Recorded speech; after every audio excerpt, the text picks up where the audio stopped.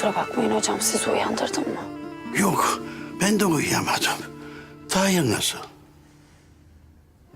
Nasıl olsun hocam? Biz işte. Rabbimin her şehrinde vardır bir hayrı kızım. Amin. Hadi sen de geç yat, çok yorgunsun. Allah rahatlık versin. Size de iyi geceler hocam.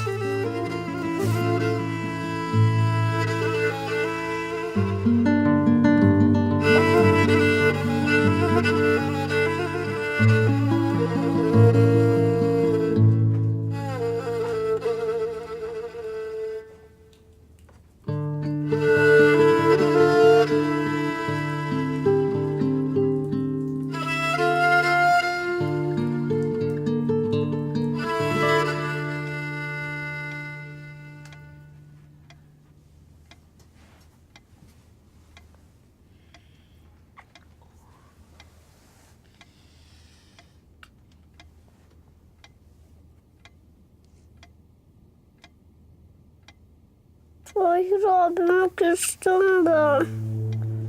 Ama gelirse hemen barışırım.